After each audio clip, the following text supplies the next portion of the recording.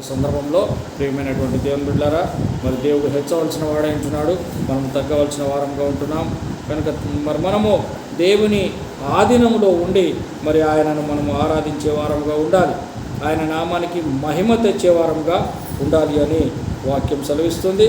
అలాగున్న దేవుడు మనకు సహాయం చేసి నడిపిస్తాడు. మనము ప్రభు అయినటువంటి క్రీస్తుని ఆరాధించి ఆయన వాక్యాన్ని గైకొని ఆ ప్రకారంగా మనం జీవించడానికి ఆయన మనకు సహాయం చేసి నడిపించును గాక. ఆమేన్. ఈ సందర్భంలో ప్రియమైనటువంటి దేవుని బిడ్డలారా, దేవుని వాక్యాన్ని చూద్దాం.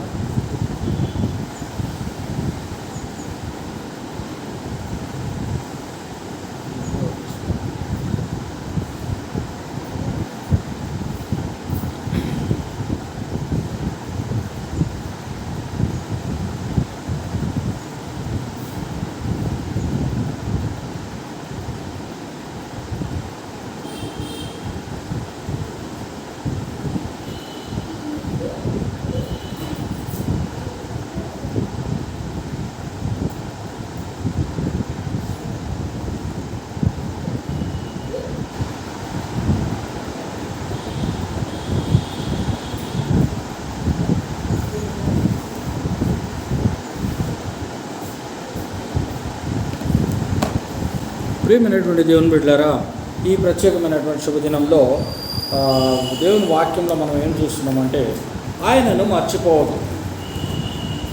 మనము మన కన్న తల్లిదండ్రులను ఏ విధంగా మరవమో మన తల్లిదండ్రులను కూడా మర్చిపోయేవాళ్ళు చాలామంది ఉన్నారా లేదా? లోకం తల్లిదండ్రులను మర్చిపోతున్నారు, ముసలోళ్ళు కాగానే విడిచిపెడుతున్నారు, వారికి సరైన సరైనటువంటి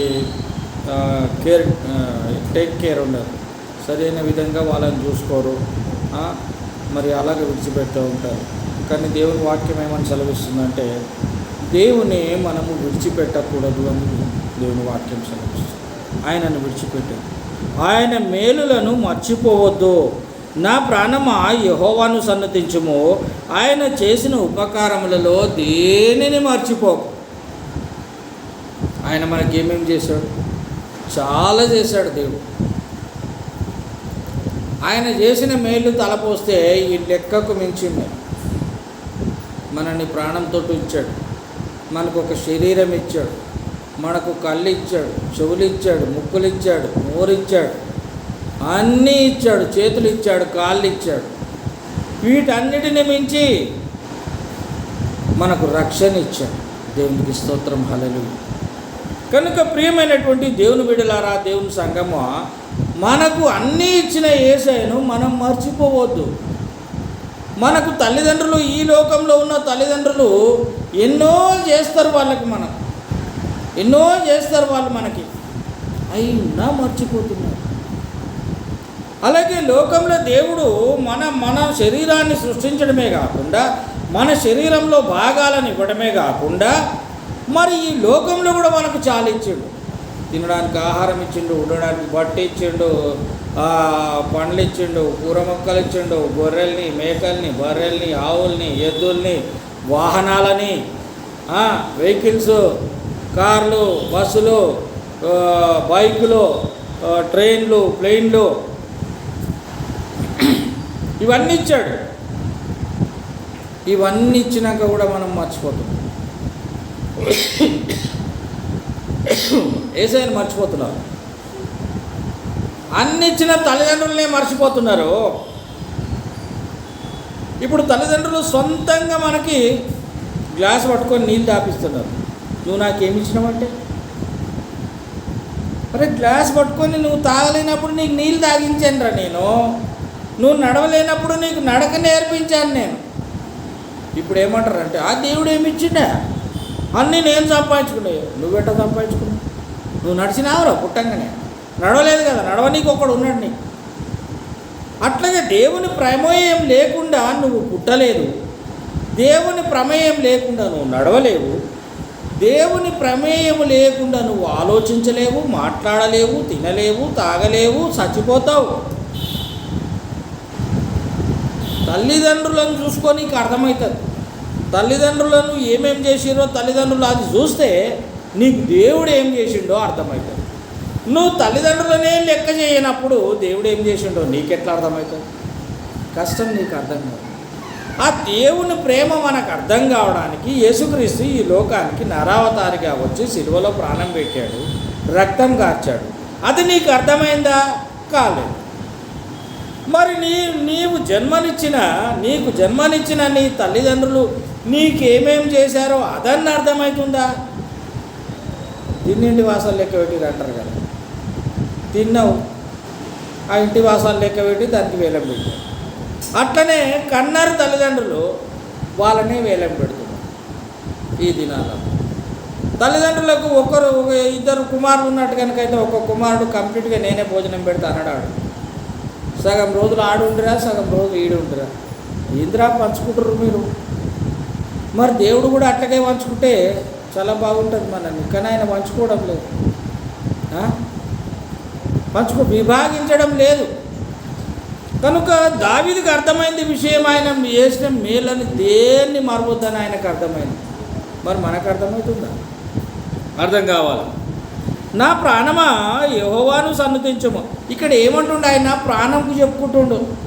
వేరేళ్ళు వచ్చి అరే మీ అమ్మ నాయనలకు భోజనం పెడతలేవేమ్రా, తెలియలేదా అని వేరోళ్ళు అంటే కొంచెం మనకు నొప్పి అవుతుంది, బాధ అవుతుంది. అమ్మ నన్ను అంటున్నాడురా అని. అందుకే దావీదు ఏమన్నాడు? వేరోళ్ళు వచ్చి చెప్తే నాకు బాధ అవుతుంది, నేనే చెప్పుకుంటా. అందుకే ఆయన చెప్పుకుంటుండు, నా ప్రాణమా అరే నువ్వు బతుకున్నావంటే, నువ్వు జీవంతో ఉన్నావంటే ఆయన చేసిన మేలే, అది నువ్వు మర్చిపోవద్దే అని ప్రాణంకు చెప్పుకుంటుండు ఆయన. ఇంటర్నల్ ఎఫెక్షన్ లోపల ఆయన ప్రాణంకు చెప్పుకుంటున్నాడు. ప్రాణమా నువ్వు బతుకున్నావంటే, నువ్వు సజీవంగా ఉన్నావంటే, నేను నడుస్తున్నంటే, నేను తింటున్నంటే, నేను పంటున్నంటే, నేను చేస్తున్న కార్యములు ఉన్నాయంటే నా ప్రాణం ఊపిరి ఉన్నది, నువ్వు ఉన్నావు, నిన్ను ఆయన దయచేసిండు కనుక నువ్వు ఆయనను మరవకు, ఆయనను స్తుతించు, ఆయనను సన్నిధించు. ఆయన చేసిన మేలులో ఉపకారములలో దేన్ని మరవకు అంటున్నాడు. ఎన్ని ఉన్నాయి? అబ్బో లెక్కలేనని ఉన్నాయి, మర్చిపోతున్నాను. ఒకడు స్వతహాగా జన్మించలేడు. మన మానవులంతా ద్వికణ జీవులు. రెండు కణాలు ఏకమైతే పుట్టినటువంటి జనం మనం. దేవుడు ద్వికణ జీవి కాదు, ఆయన ఏకకణ జీవి. మనలో ప్లస్ మైనస్ ఉన్నాయి, పాజిటివ్ నెగటివ్ ఉన్నాయి మన లోపల. ఆయన లోపల no positive no negative, only positive, only plus. There is no minus అనేది లేదు ఆయన దగ్గర. ఆయన పాజిటివ్ గాడ్, న్యాచురల్ గాడ్. కనుక ఆయన ఏకకణ జీవి, మనము ద్వికణ జీవులం. కనుక ఆయన ఏమన్నాడంటే, నేను చేసిన ఉపకారములలో దేనిని మరవకు. నేను చేసింది అంటలేడు ఆయన, దావీదు అంటున్నాడు దేవుడు చేసిన ఉపకారములల్లా మనము దేన్ని మరవద్దు అంటున్నాడు ఆయన. అదొకటి. రెండవది, ఆయన వాక్యమును మర్చిపోవద్దు. నెంబర్ 1, ఆయనను మర్చిపోవద్దు అంటే తల్లిదండ్రులను మర్చిపోవద్దు, అది గుర్తుపెట్టుకోవాలి. తల్లిదండ్రులను మరవద్దు, దేవుణ్ణి మరవద్దు, అది గుర్తుపెట్టుకోవాలి. రెండవదిగా ఆయన వాక్యమును మరవద్దు. వాక్యం అనగా తల్లిదండ్రులు చెప్పే మాటలు మరవద్దు, దేవుడు చెప్పే ఆజ్ఞలు మరవద్దు. తల్లిదండ్రులు మనకు చెప్తారు, వాళ్ళు ఏం చెప్పినా మనం వినాలి. నీకు తెలియలేదు అనవద్దు. తెలియలేదే నువ్వు పుట్టినవరా, నీకు చదువు లేకపోయినా పర్లేదు, నిన్ను కనదా లేదా? చదివితే కంటదా నిన్ను? చదవకపోయినా నిన్ను కంటది అంటే జ్ఞానం ఉన్నదన్నట్టే కదా, నీకంటే ఎక్కువ ఉన్నదన్నట్టే కదా. కనుక నిన్ను కన్నది కనుక కన్న తల్లిదండ్రులను నువ్వు మరవద్దు. అలాగే కన్న తల్లిదండ్రులను మరవద్దు, సృష్టించిన దేవుని మరవద్దు, ఆయన చేసిన మేళ్ళు మరవద్దు, ఆయన వాక్యం మరవద్దు. వాక్యం అంటే ఆయన మాట మరవద్దు. ఆ వాక్యం నీ పాదములకు దీపం, ఆ వాక్యం నీకు వెలుగు. నీ బుద్ధి, నీ సర్వసంపదలు, నీ తెలివి తల్లిదండ్రుల దగ్గరికే వచ్చింది, దేవుడి దగ్గరికి వెళ్ళి వచ్చింది. రెండు రకాలుగా చెప్తున్నా నేను, జ్ఞాపకం గుర్తుంచుకోవాలి. అక్కడ దేవుని చూపిస్తున్నా, ఇక్కడ తల్లిదండ్రులను చూపిస్తున్నా, జ్ఞాపకం చెప్పుకోవాలి. అంటే నీ తల్లిదండ్రులు చెప్పిన మాటను వినొద్దు. నా కుమారుడా, నా ఉపదేశమును మర్చిపోకుము, నీ హృదయపు నీ హృదయము నా ఆజ్ఞలను గైకొనవలెను. ఇక్కడ ద్వితీయోపదేశకాండము 8వ అధ్యాయం 1వ వచనంలో ఈ మాట కనబడుతుంది. నా కుమారుడా, నా ఉపదేశాన్ని మర్చిపోకో. తల్లిదండ్రులు చెప్తారు, బిడ్డ నేను చెప్పింది మర్చిపోద్దురా. మనం ఈ లోకంలో ఎడమ సైడ్కి వెళ్ళి నడవాలి. రోడ్డు మీద పోయినప్పుడు కుడి పక్కకి వెళ్ళి నడవద్దు. కుడి పక్కనే ఎదుటి వాళ్ళు వస్తారు, మనం ఎడమ పక్కన నడవాలి బిడ్డ. బయట వాళ్ళు వచ్చినప్పుడు నమస్తే అంకుల్ అనాలి, ప్రైజ్ లార్డ్ అంకుల్ అనాలి, రండి కూర్చోండి అంకుల్ అనాలి. అయ్యగారు వచ్చిన అంకుల్కి నీళ్ళు కావాలన్నా అని నీళ్ళు ఇవ్వాలి, కూర్చోబెట్టాలి, ఫ్యాన్ వేయాలి, ఇవన్నీ చేయాలి బిడ్డ నువ్వు అని మనం మన పిల్లలకు చెప్తాం. మర్చిపోవద్దు, అది వాక్యము, దేవుని వాక్యం కనుక మర్చిపోవద్దు. అదే దేవుడు అంటున్నాడు. నేను చెప్తున్న నా ఉపదేశం ఏంటిది? దేవుని వాక్యాన్ని చదవాలి, మందిరానికి రావాలి, వాక్యం తెలుసుకోవాలి, దేవుని వాక్యాన్ని వినాలి, నన్ను స్తుతించాలి, నన్ను ఆరాధించాలి, నా నామాన్ని గొప్ప చేయాలి. నేను మీకు మేలు చేస్తాను.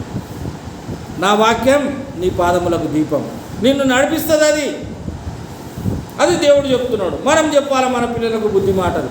ఈ రోజులలో పెద్దోన్ని చూసినా కూడా ఏం లెక్క చేస్తలేరు పిల్లలు. పెద్దోన్ని కూడా సిగరెట్లు తాగుతారు. అరే ఈడ పెద్ద అంకులు ఉన్నాడు రా, అంకుల్ ముందు తాగితే అక్కడ పక్కకు పోయి తాగుతాం. లేదు బాబు, ఏంద్రా చిన్నప్పుడే ఈ అలవాటు అని ఒకవేళ పొరపాటున ఆయన అన్నాడు అనుకో, నీకేమైంది, నేను తాగుతా నీకేది అంటున్నాడు. పెద్ద లేదు, చిన్న లేదు. ఇంకేమన్నా అంటే అరే దూరం కూడా అంటున్నాడు. అరే దూరం నీకేంద్రా చెప్పేది అంటాడు. ప్రియమైనటువంటి దేవుని బిడ్డలారా, జాగ్రత్తగా మనము దేవుని వాక్యాన్ని వినాలి. కనుక వాక్యాన్ని మర్చిపోవద్దు. నా కుమారుడా అంటున్నాడైనా, నా కుమార్తె నా ఉపదేశం మర్చిపోకు. నీ హృదయమును నా ఆజ్ఞలను గైకొనవలని. నీ హృదయంలో నా ఆజ్ఞలు ఉండాలి అంటే అవి ముద్రించుకొని ఉండాలి. మన అమ్మ నాన్న మన ఇంటికి వచ్చిన వానికి నీళ్ళు ఇరా అని చెప్పలేదనుకో, మనం నీళ్ళు ఇవ్వం. ఏమరా బాబు వచ్చి గంట సేపు అయింది, నీళ్ళు కూడా ఇస్తలేవేంద్రా నాయన అంటే, నీళ్ళు ఇవ్వాలి నాకు తెలియదు సార్, ఎప్పుడు వచ్చినా నీళ్ళు ఇవ్వాలన్న సంగతి నాకు తెలియదు. మరి ఏం తల్లిదండ్రులు రా మీకు తల్లిదండ్రులు? వచ్చినోనికి నీళ్ళు ఇవ్వాలని కూడా చెప్పలేరా? వచ్చినోనికి నీళ్ళు ఇవ్వాలని కూడా చెప్పలేదా? గది కూడా నేర్పరా మీ అమ్మ నాయన? ఏమో సార్ మాకు చెప్పలేదు. సరే నీదేం తప్పలేదు లేదు నాయన అని చెప్పేసి వాడిని వదిలేస్తాడు. వాళ్ళ అయ్యనో అమ్మను వచ్చిర్రు అనుకో, అప్పుడు చూసుకుంటాడు, ఏమైనా బుద్ధినా లేదండి. ఇంటికి వచ్చిన వానికి నీళ్ళు ఇవ్వాలని కూడా చెప్పవా మీ పిల్లలకు అంటే అప్పుడు మనం తల కిందకి వేసుకుంటాం. ప్రియమైనటువంటి దేవుని బిడ్డలారా, వాక్యాన్ని మర్చిపోవద్దు. దేవుని వాక్యం అనగా తల్లిదండ్రుల మాట మర్చిపోవద్దు. మూడవదిగా ఆయన నిబంధనను మర్చిపోవద్దు. ఒక కమిట్మెంట్ ఉంటుంది. ఇప్పుడు వాక్యం మరవద్దంటేనేమో మనం చెప్పిన మాట మరవద్దని, నిబంధన అంటేనేమో కమాండ్మెంట్. ఖచ్చితంగా నేను ఒకరి ఇంటికి పోయినా, ఆ ఇంట్లో ఆయన పేరు కోర్నీలియస్. ఇంటికి పోయి తలుపు కొట్టినాం. ఒకటి చెడ్డ వేసుకొని ఉన్నాడు, పొట్టిగా ఉన్నాడు, బనీని వేసుకొని చెడ్డ వేసుకొని వచ్చి తలుపు తీసాడు. మేము లోపలికి పోయినాం. లోపల పోయినాక రండి సార్ అని చెప్పి టేబుల్ దగ్గర, డైనింగ్ టేబుల్ దగ్గర తీసుకుపోయి కూర్చోబెట్టి, నేను నా ఎంబడి వచ్చి నన్ను తీసుకుపోయిన ఆయనని అడిగిన, సార్ ఇంట్లో ఎవరు లేరా సార్, ఈయననే ఉన్నాడు పని ఆయన అని అడిగాను. పని ఆయన కాడు, ఆయననే బాస్ అన్నాడు. ఆయన ఈయననే బాసా? పొట్టుకున్నాడు, కర్రెకున్నాడు, ఆ చెడ్డు వేసుకున్నాడు, బనీని వేసుకున్నాడు. మేము తలుపు తీస్తే పైన చూస్తున్న వాడు కింద ఉన్నాడు. ఇదేంద్రా బాబు అనుకున్నాను. ఈయననే నా సార్, ఆయన ఓ అట్లా అని చెప్పి అయితే వాళ్ళ నాయన చెప్పిండంట ఆ పొట్ట ఆయనకి, ఇంటికి ఎవరు వచ్చినా కానీ కూడా రాగానే వాళ్ళకి నీళ్ళు ఇవ్వాలి. లేదు ఫస్ట్ ముందు బాత్రూమ్కి పోయి వచ్చి వాష్ బేసిన్లో చేతులు కూడా కడుక్కొని ముఖం కూడా కడుక్కొని రాగానే టవాల్ ఇవ్వాలి. ఎవడన్నా రాని, ఎట్లనన్నా రాని, ఫస్ట్ రాగానే బాత్రూమ్ పోయి రమ్మనాలి, వాష్రూమ్ పోయి రా సార్ అనాలి. వచ్చినాక వాష్ బేసిన్ దగ్గర కడుక్కుంటాడు, ముఖం సబ్బు గిప్పు ఇవ్వాలి. ఇచ్చిన తర్వాత టవాల్ ఇవ్వాలి, తుడుచుకుంటాడు. తుడుచుకున్న తర్వాత తెచ్చి కూర్చోబెట్టాలి. కూర్చోబెట్టిన తర్వాత నీళ్ళు ఇవ్వాలి. నీళ్ళు ఇచ్చిన తర్వాత మాట్లాడుతున్నావు, ఏం మాట్లాడతావో మాట్లాడి పంపించేస్తావా? పంపించొద్దు. నీ దగ్గర ఏముంటే అది, భోజనం ఉంటే భోజనం పెట్టాలి, ఏమున్నా అది పెట్టాలి. పెట్టకుండా నువ్వు పంపోదు, ఇది నా ఆజ్ఞ అన్నాడంట వాళ్ళ అయ్య. మరి ఆజ్ఞకు మాటకు తేడా ఉంటుంది కదా. మాట అంటే మనం విని చేయడం, ఆజ్ఞ అంటే తప్పకుండా చేయడం. ఆయన ఇంట్లోకి పోయిండు, ప్లేట్లు పెట్టిండు. మేము పొద్దున్నే పోయినాం, ఇంట్లో తినే పోయినాం, టిఫిన్లు తినే పోయినాం, 10 గంటలకు పోయినామేమో. ఇక ఆయన లేదు మేము ఇప్పుడే తినొచ్చినామయ్యా, టిఫిన్ చేసాడు. లేదు అదంతా లేదు, మా డాడీ నాకు ఆజ్ఞ ఇచ్చిండు, మా డాడీ ఆజ్ఞ ప్రకారంగా నేను తప్పకుండా చేయాలి. లేదు మీరు కూర్చోండి అన్నాడు. ఏం చేసిండో మా అప్పటిదప్పుడు తీసుకొచ్చి పెట్టిండు, అప్పటిదప్పుడు తీసుకొచ్చి భోజనానికి సిద్ధం చేసి పెట్టిండు. ఇప్పుడు చెప్పుడు సార్ అంటే, ఎందుకు వచ్చింది ఏం సంగతి ఇప్పుడు చెప్పారంటే, నా పక్కన వచ్చిన ఆయన పెద్ద ఆయన ఏదో మాట్లాడుతున్నాడు. ఆయన నాకన్నా పెద్దవాడు, నేను చిన్నోని. అప్పుడు చాలా సంవత్సరం 30 సంవత్సరాల కింద మాట ఇది. అది అలాగనే జరిగింది. అంటే ఇక్కడ తల్లిదండ్రులు చెప్పే మాట మరవద్దు, దేవుడు చెప్పే వాక్యం మరవద్దు. వాక్యం అంటే దేవుడు, వాక్యం అంటే వెలుగు, వాక్యం అంటే సత్యము, వాక్యం అంటే బుద్ధి, వాక్యం అంటే తెలివి, జ్ఞానము, అన్ని వాక్యంలో ఉన్నాయి. అంటే మాటలో ఉన్నాయి, మాటలో వెలుగున్నది. నువ్వు మాట చెప్పినావు కానీ నాకు వెలుగు చూపించినవా అనొద్దు, తిక్కలోడా అంటారాన్ని. మాట చెప్తే మాటలో వెలుగుంటుంది. దేవుడు మాట చెప్పిండు, మాటలో వెలుగున్నది. నువ్వు వెలుగులో నడిస్తే నీకు భయం లేదు, చీకట్లో నడిస్తే భయం. కనుక అది రెండవదిగా వాక్యమును మర్చిపోవద్దు. మూడవదిగా ఆయన నిబంధనను మర్చిపోవద్దు. నిబంధన అంటే ఆజ్ఞ, తప్పకుండా చేయాలి. ఇంటికి వచ్చినోనికి ఏ విధంగా చేయాలనో అది నేను చెప్పినా కదా, అలాగున చెయ్యాలి అని ఆ తండ్రి చెప్పాడు. వారు దేవుని నిబంధనను గైకొనకపోవడం వల్ల దెబ్బతిన్నారు. దేవుని నిబంధనను ఎవరు గైకొనలేదో వాళ్ళు దెబ్బతిన్నారంటే ఎట్లా తిన్నారు? దేవుని ఆజ్ఞ ఖచ్చితంగా పాటించాలి అని చెప్పాడు. ఇప్పుడు నేను ఇంటికి వచ్చిన వ్యక్తికి ఏం చేయాలనో చెప్పాను. ఆ వ్యక్తికి నువ్వు అలాగూ చెయ్యకపోతే ఏమన్నట్టు? నువ్వు దేవుని నిబంధనను గైకొనలేదు అని అర్థం. తల్లిదండ్రులు చెప్పిన వాగ్దానాన్ని నువ్వు నెరవేర్చలేదు. ఆ ఇంటికి వచ్చినోడు ఏమంటాడంటే, అబ్బా ఏం పిల్లలరా, వాళ్ళ ఇంటికి పోతే వాళ్ళ తల్లిదండ్రులు లేకపోయినా ఎంత మర్యాద, ఎంత మర్యాద, అట్లాంటి పిల్లలు మనకుంటే ఎంత బాగుంటుండే అనిపిస్తుంది. అందుకు దేవుడు అన్నాడు, నిబంధనను మర్చిపోవద్దు. వారు దేవుని నిబంధనను గైకొనకపోవడం వలన ఏం జరిగింది? ఇక్కడ 78వ కీర్తనలో చూద్దాం.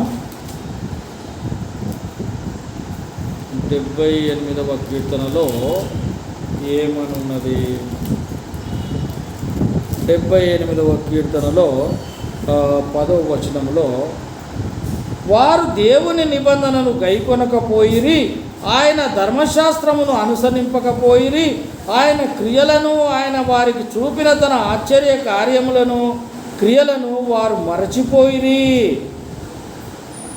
ఐగుప్తు దేశంలోని సోయోను క్షేత్రమందు వారి పితరులు చూచుచుండగా ఆయన ఆశ్చర్యకార్యములను చేసెను. ఆయన సముద్రములను పాయలుగా చేసెను, అద్దరికి నడిపించెను. ఆయన నీటిని రాశిగా నిలిపెను. పగటి వేళ మేఘస్తంభము, రాత్రివేళ అగ్నిస్తంభంలో వారిని నడిపించెను. బండను చీల్చి నీళ్ళిచ్చెను, అయినను వారు మర్చిపోయి. అంటే దేవుడు ఎన్నో మేలు చేసిండు ఇజ్రాయిల్ ప్రజలకు. ఇజ్రాయిల్ ప్రజలు అనగా క్రైస్తవ ప్రజలు. ఈ క్రైస్తవ ప్రజలకు దేవుడు ఎన్నో మేలు చేసిండు, అయినా మర్చిపోతున్నారు. మర్చిపోయినాక మళ్ళీ అంటారు, దేవుడు మాకు అది ఇయ్యలే, ఇది ఇయ్యలే అన్నాడు. ఇజ్రాయిల్ ప్రజలు అన్నారు, ఏమయ్యా ఎడారిలో తీసుకొచ్చినావు, అడవిలోకి వెళ్ళి నడిపిస్తున్నావు, మాకు తిండి పెడతలేవు, నీళ్ళు ఇస్తలేవు, మమ్మల్ని చంపనీకే తెచ్చినావా అన్నారు. ఆయన నీళ్ళు ఇచ్చిండు, ఆయన మన్నాను కురిపించిండు, ఆహారం ఇచ్చిండు, అన్నీ ఇచ్చినా ఎంత తిన్నారంటే వాళ్ళు ఎక్కాసమైన దాకా తిన్నారట. ఎక్కాసమైన దాకా తిని మళ్ళీ మాకేమి ఇచ్చినావు, మాకేమి ఇచ్చినావు. ఈరోజు తల్లిదండ్రులు, మరి నీకు ఆస్తి ఇచ్చినా, ఇల్లు ఇచ్చినా, నీకు పెళ్ళి చేసినా, ఇవన్నీ నువ్వు చెయ్యకపోయినా జన్మనిచ్చినవా లేదా? జన్మనిచ్చినవు, వానికి తెలివి ఇచ్చినవు, తెలివి నువ్వే ఇచ్చినవు, బుద్ధి, సర్వసంపద, జ్ఞానము నువ్వు వానికి ఇచ్చినవు. ఇప్పుడు వాడే బతకొచ్చు. నువ్వు నాకేమి ఇచ్చినావు అంటే అర్థం ఏంటిది? ఏమిచ్చినావు? అరే జన్మనిచ్చిన నీకు. ఆ జన్మను నువ్వు ఇచ్చేదేంటి? జంతువులు కూడా ఇస్తాయి అంటున్నాడు. ఇక అందరు ఇస్తారు జన్మ, నువ్వు ఇస్తేంది? జన్మ కాదురా, వాటికి తెలివి లేదు, నీకు తెలివి ఉన్నది, నీకు తెలివి వచ్చింది. తెలివిని దేవుడు నాకు ఇస్తే ఆ తెలివిని నీకు వంచిన, నీకు ఎట్లా నడవాలనో నేర్పించిన, ఎట్లా మాట్లాడాలనో నేర్పించిన, నాతోటి అయినంత వరకు చదివించిన, మరి జ్ఞానం ఇచ్చిన కదా. మళ్ళీ నువ్వు నాకేమి ఇచ్చినావంటే నీకు తెలివిచ్చిన, సంపాదించుకో ఇప్పుడు. దేవునికి స్తోత్రం, హల్లెలూయా. అయితే ఆ నిబంధనను విడిచిపోవద్దు.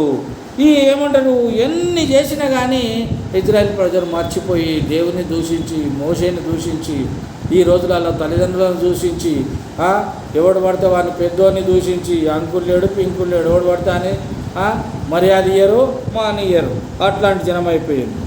ఆయన కార్యములను మర్చిపోవద్దు. దేవుని కార్యములను మర్చిపోకుండానట్లు ఆయన ఆజ్ఞలను గైకొనాలి. ఆయన కార్యాలు అంటే ఆయన ఏమేమో చేసిండు, అవి మర్చిపోవద్దు అంటున్నాడు. అవి మర్చిపోకుండా ఉండాలి అంటే నువ్వేం చేయాలి? ఆయన ఆజ్ఞను ముందు గుర్తుంచుకోవాలి.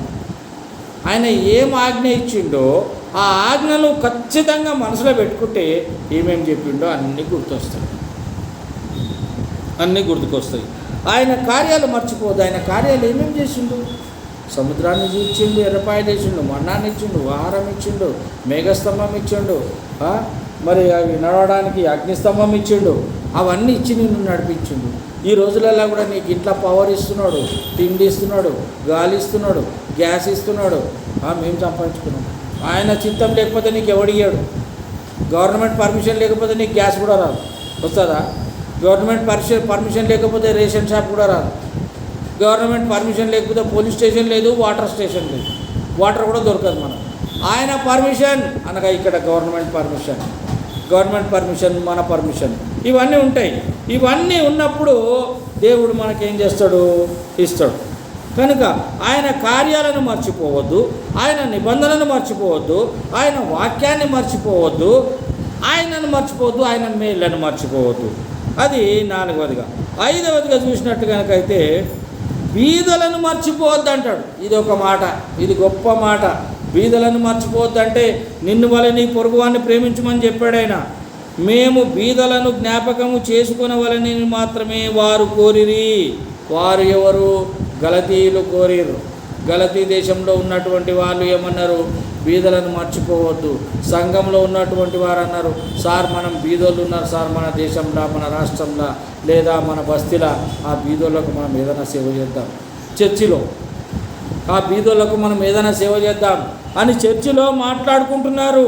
బీదలను మనం జ్ఞాపకం చేసుకుందాం, బీదలను మర్చిపోవద్దు. అదే మాట దేవుడు చెప్తున్నాడు, బీదలను మర్చిపోవద్దు.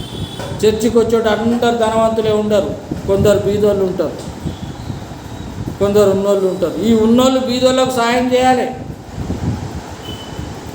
అసోసియేషన్ లేదా సొసైటీ లేదా కుల సంఘం లేదా చర్చి సంఘం అంటే అర్థం ఏంటిది? సంఘం అంటే మేమందరం ఒకటే అని. సంఘమునకు శిరస్సు యేసుక్రీస్తు, శిరస్సు ఆయన అయినప్పుడు మనం అందరం అవయవములం. మరి ఈ చేయికి ఏమైనా అయితే ఈ చేయి సాయం చేయదా? ఈ చేయి కింద పడిపోయింది, ఈ చేయి లేపదా? ఇప్పుడు వాని చేయి ఇట్లా దెబ్బ తాకింది, ఈ చేయి లేపుతుందా లేపదా? మరి అట్లనే సంఘంలో ఉన్నాడు ఒకడు కింద పడిపోతే ఇంకోటి లేపాలి కదా. సంఘంలో ఉన్నోళ్ళు ఒకడు కింద పడిపోతే ఒకటి లేపాలి, ఒకరికి ఏదైనా సాయం చేయాలి, వానికి లేపి నిలబెట్టాలి. మర్చిపోవద్దు అంటున్నాడు, మర్చిపోవద్దు. నిజంగా నువ్వు సంఘానికి వస్తే, నిజంగా నువ్వు యేసుప్రభు బిడ్డవే అయితే, నిజంగా నువ్వు ఒక సంఘంలో సభ్యునివే అయితే పక్కోని మరవద్దు, బీదోడిని పైకి లేపాలి. నువ్వు బీదోడివి రా, నువ్వు చర్చికి రావద్దు, అలాంటి మాటలు మాట్లాడవద్దు.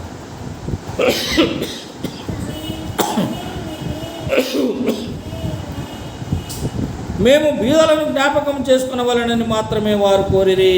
సంఘస్థులు కోరిరి బీదలను మాత్రమే. బీదలను మాత్రమే ఎందుకో? ఉన్నోళ్ళని జ్ఞాపకం చేసుకోవాల్సిన అవసరం లేదు, లేనోళ్ళని జ్ఞాపకం చేసుకోవాలా, ఏదో ఒక విధంగా వాళ్ళకి సహాయం చేయాలి. 5వది. 6వదిగా ఐశ్వర్యంలో దేవుని మర్చిపోదు. కొందరు డబ్బులు రాగానే దేవుని మర్చిపోతాం, కొందరు డబ్బులు రాగానే చర్చి మర్చిపోతాం, కొందరు డబ్బులు రాగానే తల్లిదండ్రులను మర్చిపోతాం, కొందరు డబ్బులు రాగానే చుట్టాలను స్నేహితులని అందరినీ మర్చిపోతారు. ఎవడు అవసరం లేదు నాకు, అందరినీ మించిన డబ్బు నా దగ్గర ఉంది, ఇంకా వాళ్ళేది నాకు. ఏం కావాలంటే అది నాకు వస్తుంది డబ్బుతో, వాళ్ళు నాకు అవసరం లేదు అనే మాట మాట్లాడుతున్నారు. చివరికి తల్లిదండ్రులు కూడా అవసరం లేదంటారు. వీళ్ళేమో మాట్లాడుతారు, అవసరం లేదు. ఐశ్వర్యంలో దేవుణ్ణి మర్చిపోవద్దు. ఈ ఐశ్వర్యం ఇచ్చినటువంటి దేవుణ్ణి మర్చిపోవద్దు అంట. నువ్వు బంధువులను చుట్టాలను వీళ్ళని అందరినీ మర్చిపోవద్దు అని ఒక ఎత్తు అయితే, దేవుని మరవద్దు. నీ దేవుడైన యెహోవాను మర్చిపోకుండాన్నట్లు జాగ్రత్త పడుమో. ఆయనను మర్చిపోవద్దు. చాలామంది కొంతకాలం కాగానే దేవుని మర్చిపోతాం. అన్నీ ఇచ్చిండు అనుకో, ఇక దేవుని మర్చిపోతాం. ఇంకెందుకు, దేవుడు మొన్నదాకంటే లేదు కాబట్టి అడిగినవి ఇచ్చిండు, ఇప్పుడు అన్నీ ఇచ్చేసిండు, ఇంకెందుకు ఆయనతో ఏం పని మనకి, మర్చిపోదాం. అది 6వది. 7వదిగా స్తుతించుటను మర్చిపోవద్దు. స్తుతించడం, ఇప్పుడు బీదలను మర్చిపోవద్దు అన్నాడు. నువ్వు ధనవంతుడు అయినా కూడా దేవుని మర్చిపోవద్దు అన్నాడు.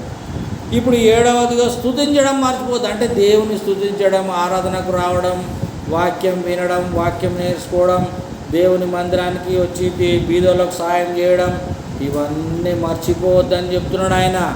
మరి సంఘంలోకి వచ్చిన వాళ్ళు ఎంతమంది మర్చిపోతున్నారు, ఎంతమంది స్తుతిస్తున్నారు, ఎంతమంది ప్రార్థన చేస్తున్నారు, ఎంతమంది దేవుని మరవకుండా ఉన్నారు.